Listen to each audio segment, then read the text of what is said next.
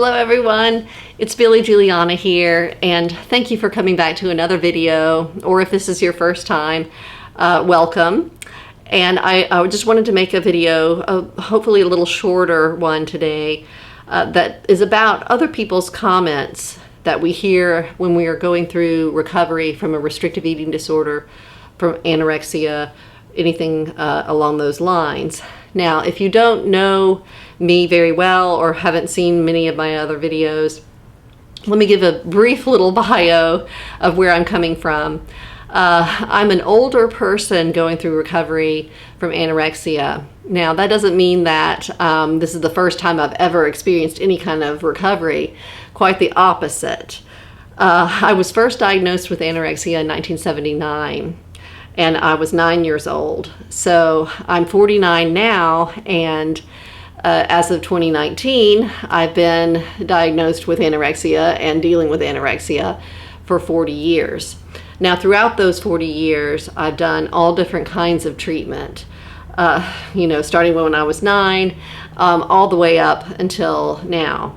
Now, 2 years ago, I hadn't been doing really any kind of treatment specifically for anorexia for a while, and I'd gotten in a place where I really needed some help and support. And so I was Googling on the internet, and I found anorexia treatment for adults and the philosophies and treatment modalities of 3 different people that kind of shared the same ideas, and they were Tabitha Farrar, Kayla Rose Katecki, and Elisa Orris. And if you don't know who those folks are, I really highly suggest that you go on to their websites or check out their YouTube channels. They've all written books. They all kind of propound the same ideas about anorexia recovery or recovery from restrictive pasts or dieting pasts, things like that. When our minds have gotten so programmed, basically, or neurally wired to think in a restrictive and sort of self-condemning manner, and we want to be free of that. And so they've kind of figured out the way to do it. And so that's the method that I'm trying to follow is the one basically propounded by all 3 of them. Now, having said that, it's been the most effective treatment that I've ever experienced. And like I've said, I've done a lot of different kinds of treatment, from 12-step to DBT and CBT and all kinds of things. And this has been the most effective. There's really not a name for it. It's not mini-mod. It's just, basically you could kind of call it the migration response therapy or philosophy, but whatever you want to name it, just check out their info and their ideas, and then the methods that they use and the tools that they use for getting out of the restrictive patterns. Because I really do think that they hit to the heart of the matter, and that they, as they say, have said, you can recover from anorexia completely and be recovered and not always be worried or dealing with relapses and food thoughts and things like that. So with that promise standing out there, I'm looking at that and going, that's wonderful. And I dove into the process that these 3 women espouse 2 years ago, working with one of them as a coach. And I did great up until I gained about 35 or 40 pounds. And then I was overwhelmed by my body size. And I hadn't really done enough neural rewiring in my brain. I have a very, very set pattern in my brain from all the 40 years of thinking and acting in a certain way. Even when I was at higher weights during that time period, I always thought and acted the same way. It never really changed. So I hadn't done enough neural rewiring. It was going to take me more time to be able to accept the body size that just kind of quickly came over me. And this was back in February. I reached a certain body weight that was higher than I'd ever been in my life. And that was really overwhelming. And so what happened was I started restricting basically again, and I started upping my movement and not exercising, but just getting really anxious about standing and moving and all that kind of stuff. And so I got stuck, and I sat there for 4 or 5 months. And I'm now in a place where I'm trying to yank myself out of it and get over the fear of the body size, because that's the monumental thing right now. And I think that's kind of the core for a lot of, or the main stumbling block for a lot of people recovering from anorexia. There may be a few other things that anorexics fear, or people that come from restricted backgrounds fear. But weight gain is probably the number one biggest fear, especially the weight gain that we visualize that we will have for ourselves, especially given the fact that this recovery method that I'm talking about basically asks us to eat to our mental hunger. And gosh, for 40 years, all I wanted to do is eat. So my mental hunger is colossal. It's like an all-day business.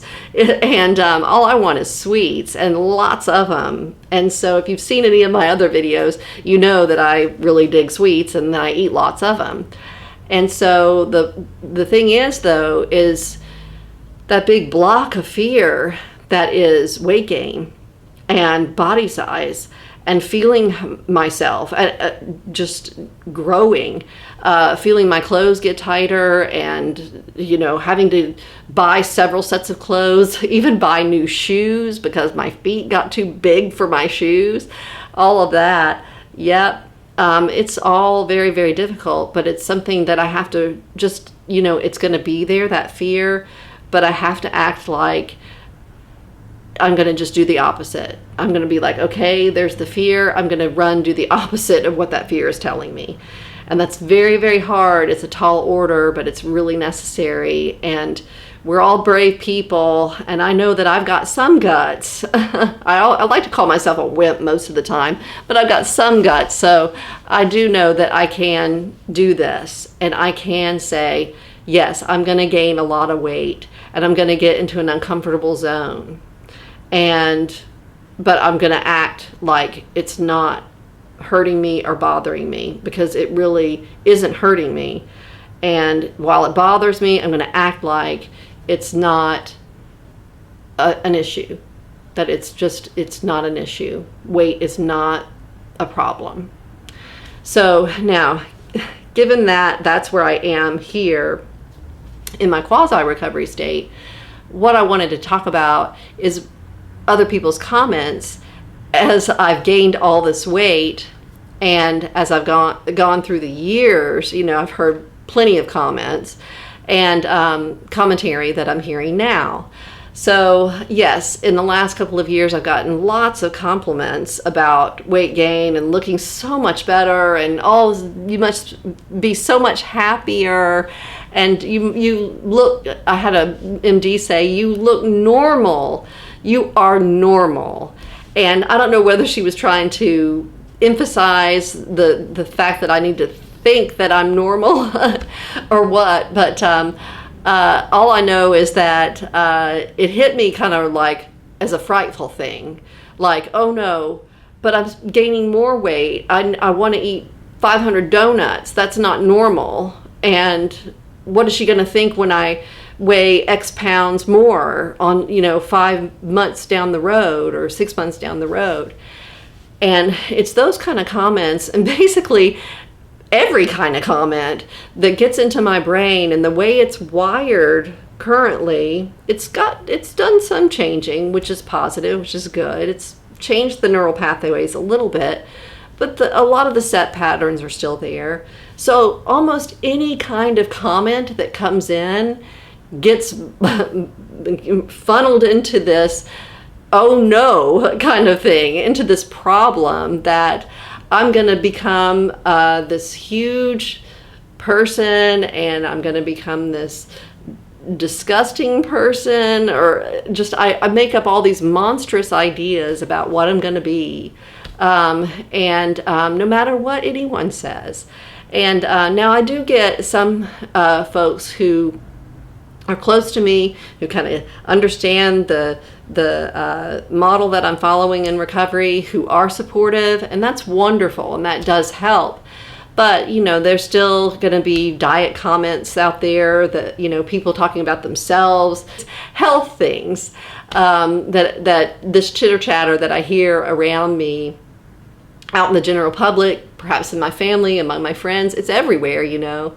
And so once again, it goes into my brain and goes through those neural pathways, and it becomes a difficulty. It becomes a problem. It becomes something that's like, oh, well, what will happen when I am 50 pounds heavier than where I am now? And I just need to shut that down. I need to put all of that aside. And you see me doing these gestures a lot. If you've watched any of my videos, you see a lot of these kind of like, put it aside, you know. And I'm not saying that, you know, you just need to sweep something away, because a lot of times it doesn't happen that way. Nothing just vanishes. It's there. The fear is always there. And then, of course, people's comments are going to always be there as well. But the thing to do is just not engage in any of it. Of course, you can thank anybody who's complimenting you, but if it's starting to trigger something, you need to kind of shut that down. Maybe just go straight to, from wherever you are, having heard that comment, if it's starting to trigger something, straight to the next place where you can get something to eat and eat it, so that it'll rewire your brain to say, I don't care about the scary things that my brain is telling me that are going to happen as a result of XYZ comment.